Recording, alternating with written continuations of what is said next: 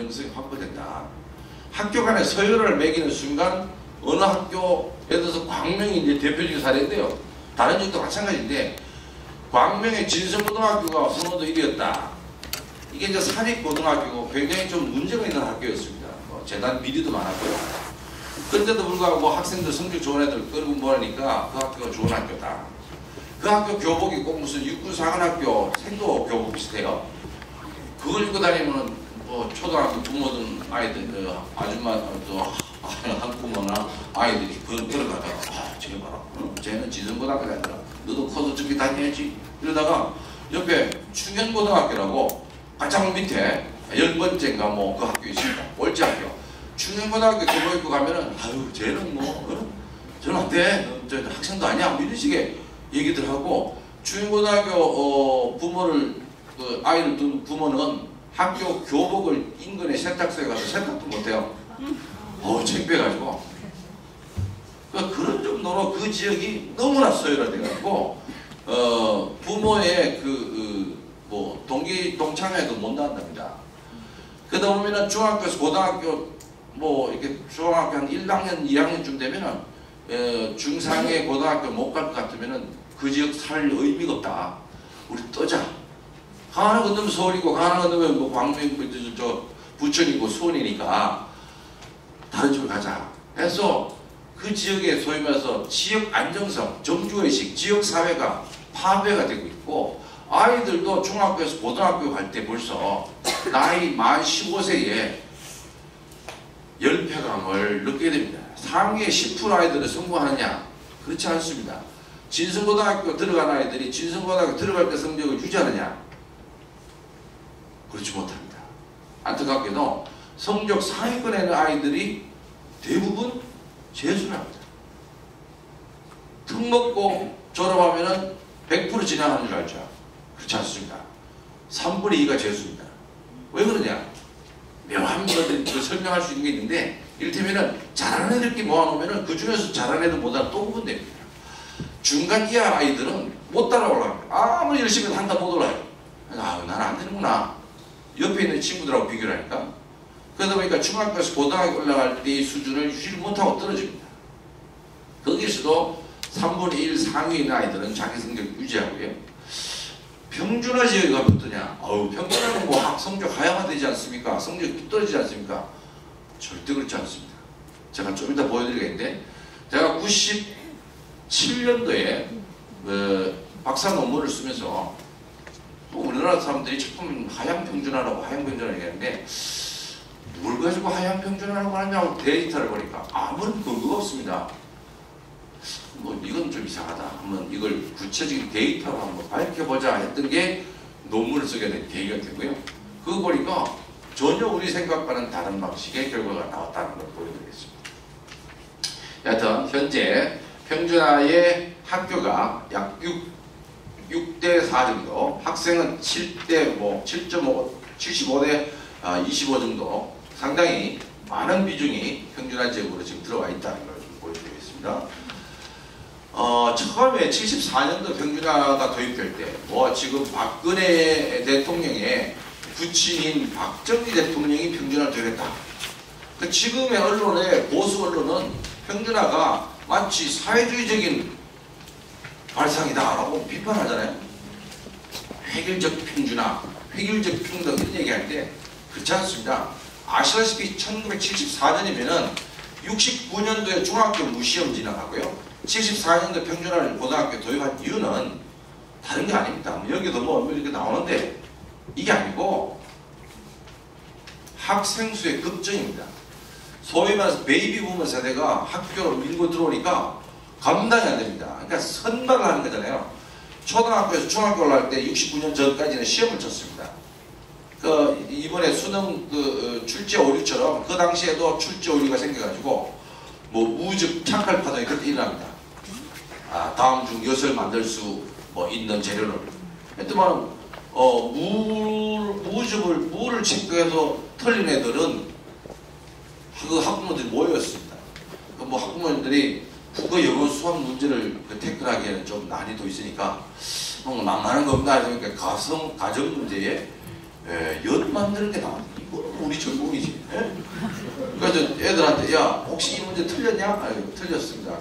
그런 부모들이 모여서 그 한 문제 때문에 이를테면 경기중학교 가느냐 못 가느냐 이런 달라 결정되니까 모여서 서울시 교육청에 다라이에다가 무 한 바구니고 가가지고 거기서 석유방어 피워가지고요 무를 고아가지고 무로 엿을 맛있게 만들어서 엿을 먹였어요. 이게 무슨 굉장히 상징적인 사건이잖아요. 왜 아이들이 엉뚱한 지식을 가지고 외우고 답하고 체크하고 그걸로 선발하고 그게 도대체 무슨 의미냐. 지금은 중학교까지 들어가는데 시험 친다고 다 웃을 일이잖아요. 그게 보편교육으로 들어가는 초기 단계인데 갑자기 우리나라는 늘어났습니다. 서구사회가 한 100년 만에 완성하고 있는 초중등 교육을 우리는 50년, 40년, 30년 만에 갑자기 늘어나니까 그걸 어떻게 감당할 수 없으니까 그 시험을 유지하고 있다가 이제 푸는 거죠. 위에서 뭐 어마어마한 물이 막 댐이 터져가 나오고 있다.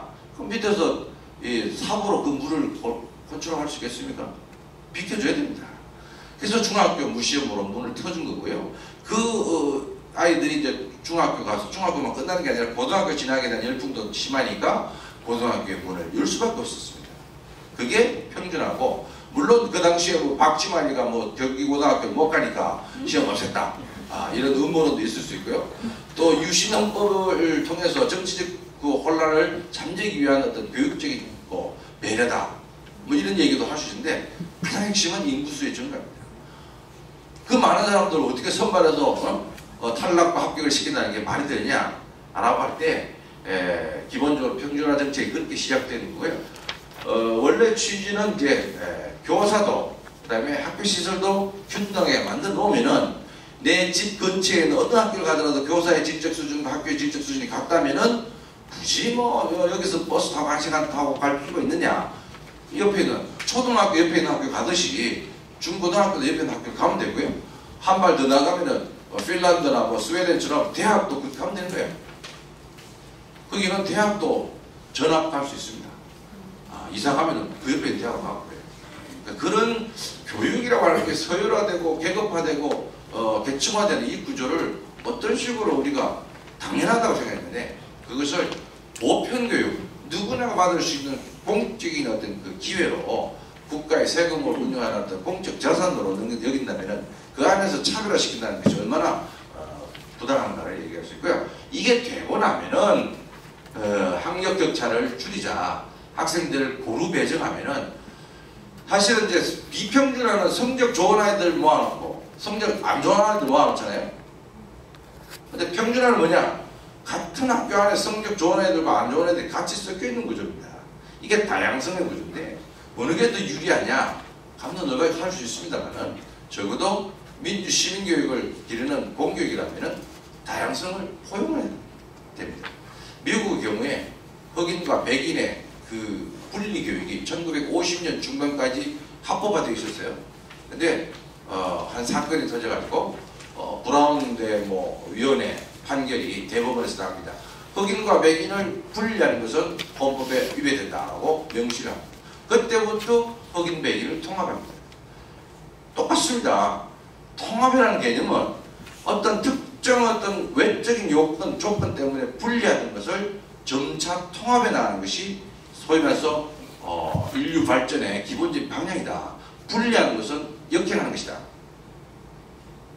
특수교육 대상자들과 일반 학생들을 통합하는 방향으로 하고 있고요. 여러 가지 신체적인 여건이나 종교적인 것 또는 뭐 성, 계층 이 부분을 통하지 않고 통합적인 교육을 하는 것이 사실은 가장 바람직한 교육이고 그게 평준화 성적 가지고도 앞서 제가 뭐 광명 얘기했지만 성적 가지고도 계급이 되어 있는 사람인데 그걸 유지할 것이냐 통합해야 된다는 게 평준화의 기본 취지입니다. 미평준화가 어떤 문제가 있냐? 그러니까 중학교 교육이 파형화되고 있다. 또는 고등학교 소외가 심하다. 사교육이 심각하다. 여전히 74년도 얘기나 지금이랑 똑같습니다. 이게 지금도 여전히 똑같다는 것은 뭐 화성만 그런 게 아니라 전국이 비슷합니다. 왜 그러냐? 지금은 사실은 평준화 시대지만은 평준화가 많이 깨져 있습니다. 지난 MB 정부 때 고교 다양화 300 프로젝트가 우리나라 공교육을 완전히 지금 망쳐놓은 상태입니다. 자사고가 전국에 49개가 유지되고 있고요. 서울이 24개입니다. 서울이 24개면은 7개 일반계 고등학교 중에 하나가 자사고예요. 자사고 다른 말로 하면은 등록금 3배를 내고 갈 수 있는 사립학교입니다. 등록금 3배 내고 갈 수 있는 가정 배경이 고루 공부할 수 있느냐? 그렇지 않습니다. 적어도 절반 이상의 중상 정도가 돼야 합니다. 뿐만 아니라 성적으로도 또 면접을 해가지고 잘라냅니다. 특목고가 전국에 55개입니다. 특목고, 자사고 합치면 100개가 넘습니다. 자, 따라서 전국에 1,500개 정도 되는 일반계 고등학교에서 한 100개 정도가 이런 식의 유형을 갖고 있으니까 도시에서도 평균한 지역에서도 지금 중학교에서 고등학교 올라갈 때 진학 준비를 위해서 여전히 이러한 사교육이 남아있다 볼 수 있습니다. 평준화에 대한 비판이 있습니다. 학력하야와 말씀드린 것처럼. 그 다음에 선택권이 제한되지 않냐. 사립학교가 자율성 침해되고 있고 우수학생에게는 역차별이다는 얘기를 하는데요. 학력하야만을 조금 더 설명드리고요. 학교 선택권, 이게 이제 90년 말부터 나왔던 새로운 논리가 스쿨 초이스, 학교 선택권에 대한 문제. 평준화는 학교 선택권이 없느냐? 지금은 평준화가 학교 선택권을 주고 있습니다. 이를테면 서울, 부산에서 1974년도부터 했을 때의 방식은 그냥 이른바 뺑뺑입니다. 그냥 무작위 추첨을 합니다. 선택이 없죠. 근데 지금은 서울도 이제 학교 선택제를 지금 도입하고 있고요. 새로 도입되는 모든 지역은 선지원을 하게 되어 있습니다. 1지방, 2지방, 3지방. 부천의 경우에는 그게 학교가 20개 정도 전후가 되는데요. 다 지원합니다. 자기 원하는 학교를 1번부터 20번까지 다 씁니다. 굳이 그렇게 쓸 필요 있습니까? 그러니까 그렇게 해야 되는데. 그래가지고 2002년도 도입할 때 요즘 컴퓨터도 좋아졌어요? 다 할 수 있어요? 다른 지역 그렇게 하는데 왜 그렇게? 한 3개, 4개 정도 넘어서는 별로 의미가 없어요. 근데 1번부터 20번까지 다 쓴다. 지금도 쓰고 있습니다. 그럼 그게 학교 선택권을 일부분 줬다라고 볼 수 있는데 별로 의미는 없습니다만, 만약에 학교 선택권을 부여하는 방식으로 하면 어떻게 하냐? 자, 1지방에서 전체 입학 정원의 한 30%를 뽑는다. 또는 50%를 뽑는다. 그건 정확히 나눕니다. 그러면은 뭐 A라는 고등학교가 선호도가 높다. 그럼 서로 A라는 고등학교 1지방을 내겠죠. 그 1지방 낸 아이들 중에서 정원의 30%를 랜덤하게 뽑습니다. 그럼 얘는 떨어지죠. 떨어지는 아이들은 어디로 가냐? 2지방으로 가겠죠. 2지방도 만약에 선호도가 두 번째 학교면 거기도 한 몰립니다.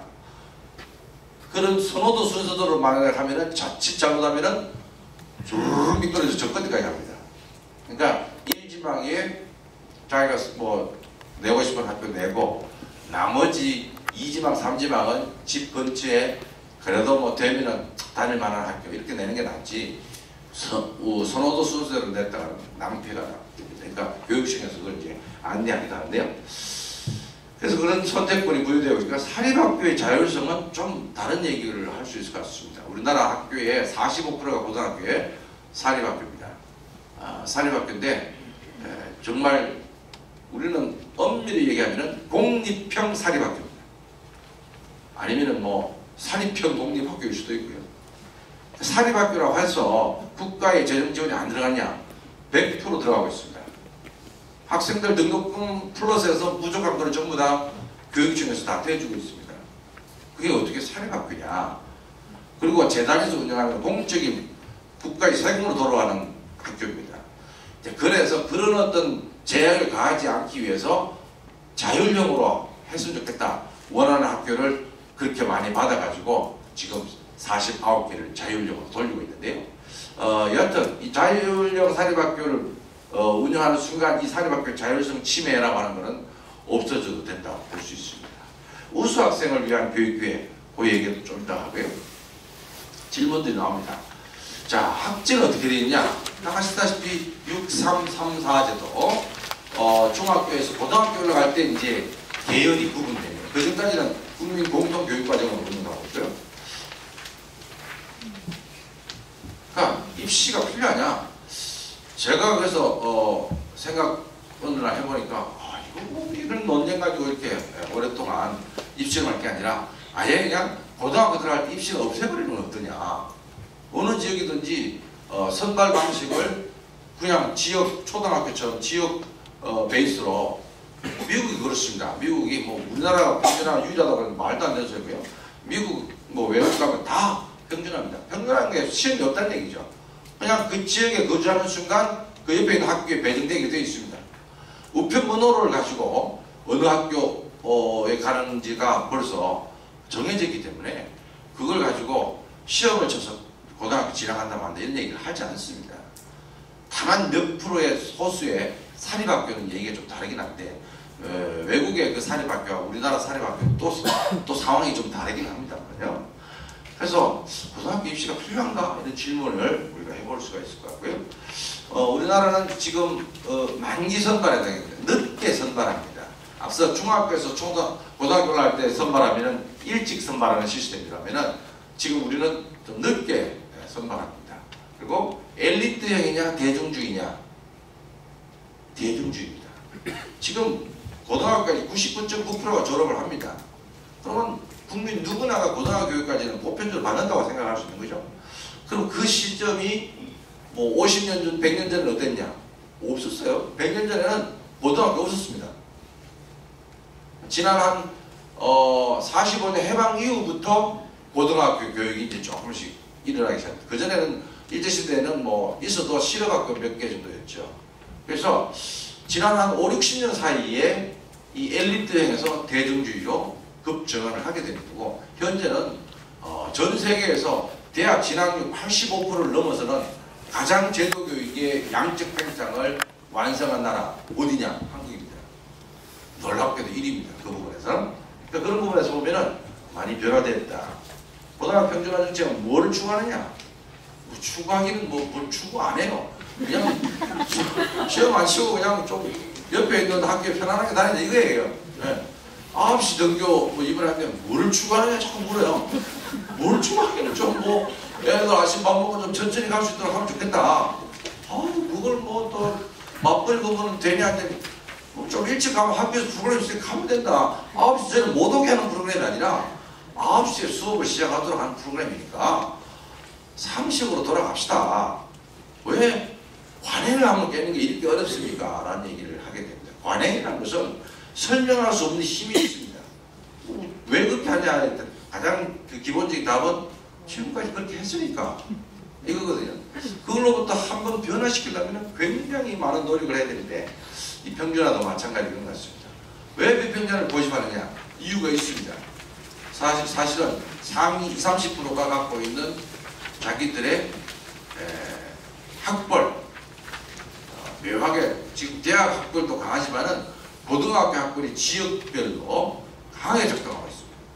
앞서 얘기한 뭐 춘천, 원주, 강릉 거기는 춘천고등학교 나오지 않으면은 행정, 상업, 무슨 언론 이 3권을 경험할 수 없다. 소위 말해서 힘 쓰면서 목소리 키우면서 그 동네에서 못 산다는 얘기입니다. 그만큼 지역 패권을 장악하고 있다. 문제점이 정당한가? 정당하지 않다고 저는 생각합니다. 뭐 이거는 계속 질문을 던져볼 수 있는 얘기입니다. 우리 교육에서 평준화가 도대체 어떤 의미냐? 강점이 뭐고 문제점이 뭐냐? 지난 한 40년 동안 평준화를 주장만 했는데 그러다 보니까 시간 세월 다 갔습니다. 그게 아니라 평준화를 도입하면서도 교육 실질적인 어떤 발전을 위해서 다양한 발전을 위해서 노력해야 되는데 오로지 평준화를 가지고 싸우다 보니까 평준화를 도입하면 모든 것이 다 끝나느냐? 그렇지 않습니다. 입시가 없어졌다고 해서 고등학교 문제가 해결되겠느냐?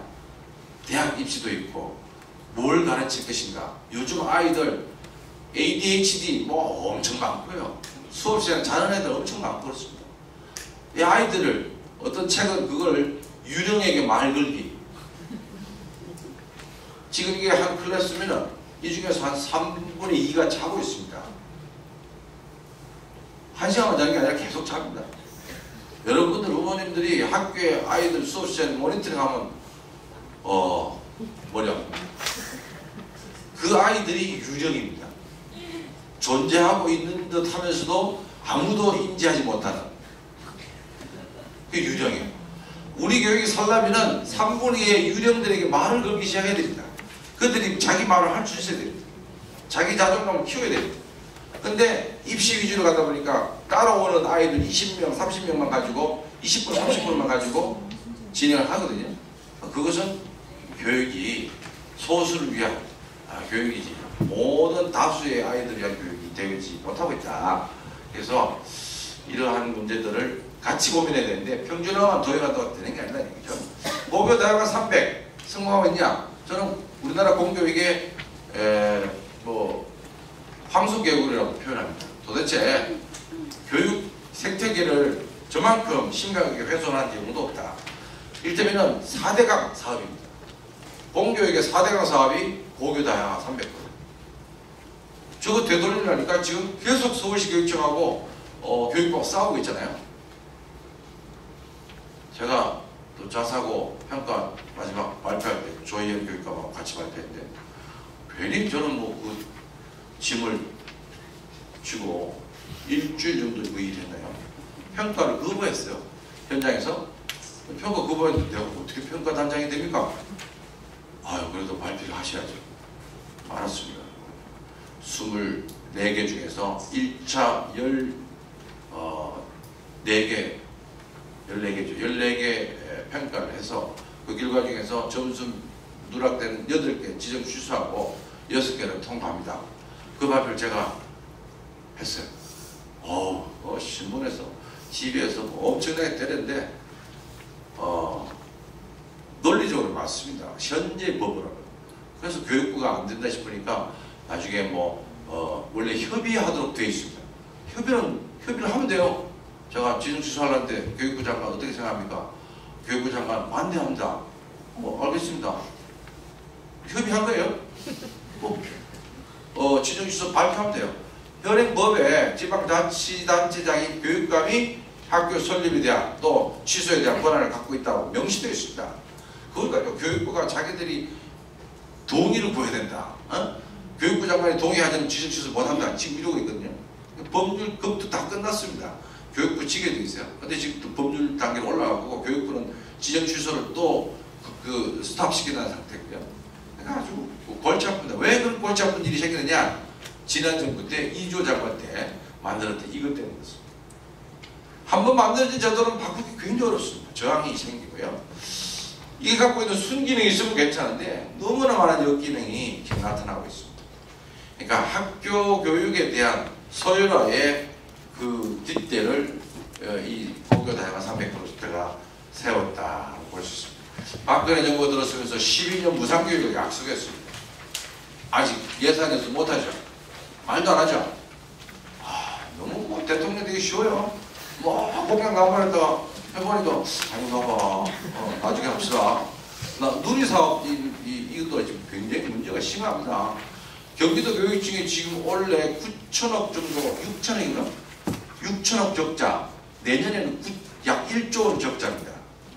어디서 재작년까지만 해도 적자 없었어요. 작년 2,400억, 원래 6천억, 내년 9,600억.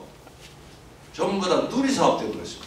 누리사업을 잘했다 못했다 이런 얘기하는 게 아니라 국가가 그런 사업을 하겠다 했으면 예산을 줘야 될 거 아니에요. 교육청이 돈 만드는 기관도 아닌데 초중등 교육에 쓸 돈을 가지고 받아가지고 쓰고 있는데 거기다가 갑자기 이제 누리사업이 들어와서 어린이 3에서 5세 아이들 영유아 보육 지원비 약 20만원씩 지원합니다.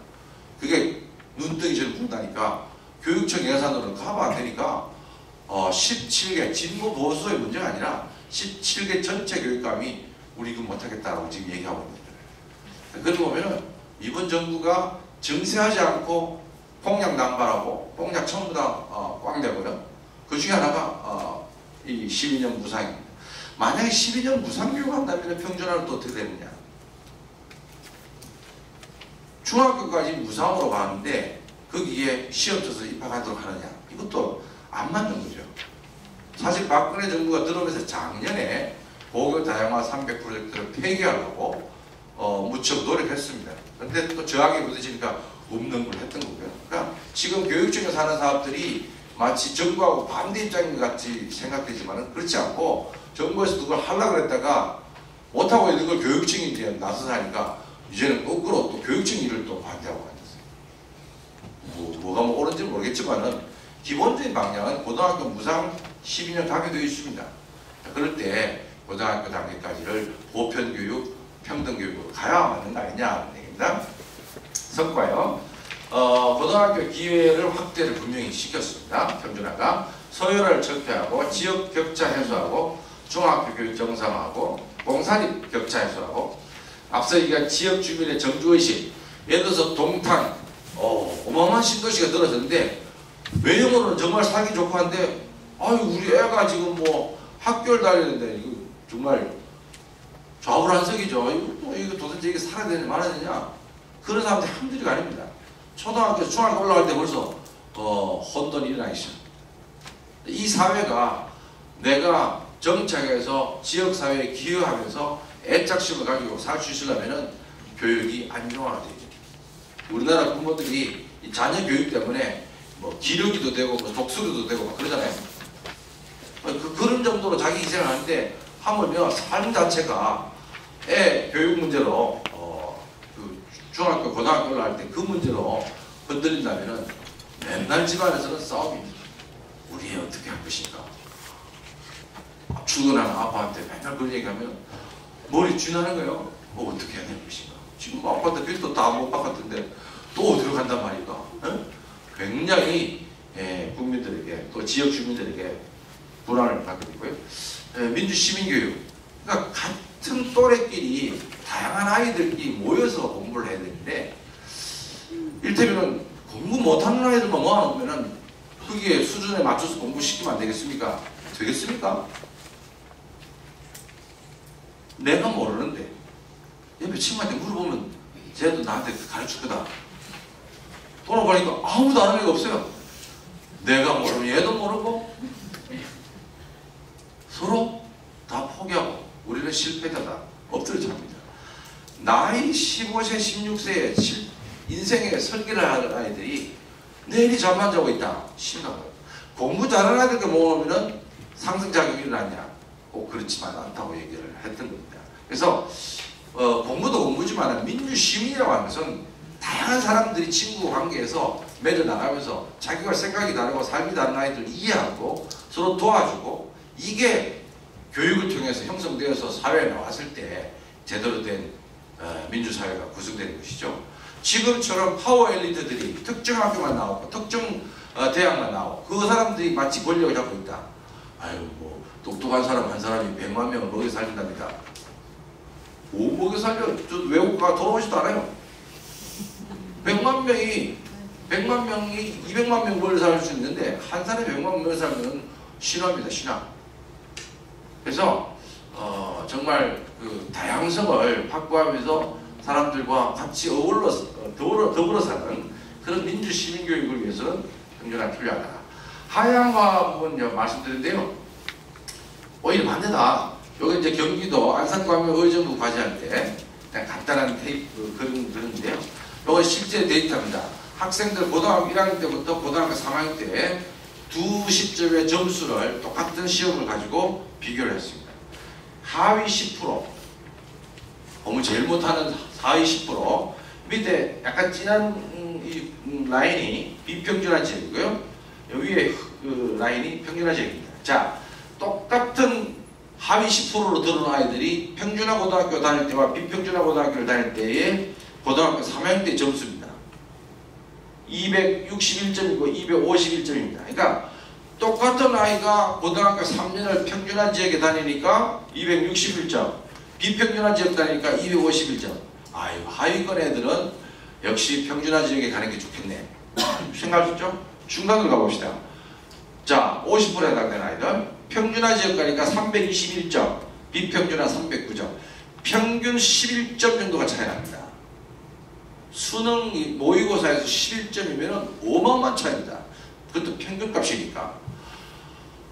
자, 쭉 올라가면은 상위 80%까지는 평준화가 유리합니다. 일관되게 유리합니다. 상위 10%대에 가서 약간의 변동이 있습니다. 그래서 제가 말씀드린 것처럼 평준화 지역에서도 상위권 아이들의 교육을 어떻게 할 것인가는 과제다라고 말씀드렸습니다. 그 빼고는 나머지 90% 집단에게는 절대적으로 학력 하향화가 아니라 평준화가 학력 상승 효과가 있다. 이거는 이 자료가 그런 게 아니라 여러 데이터를 가지고 돌려봐도 똑같은 결과가 나옵니다. 앞서 말씀드린 것처럼 평준화, 학력 하향화 후보다라고 했던 게 이 자료를 가지고 제가 말씀을 드렸던 거고요. 이후에 교육학계에서는 평준화가 학력을 떨어뜨린다는 말을 아무도 하지 않습니다.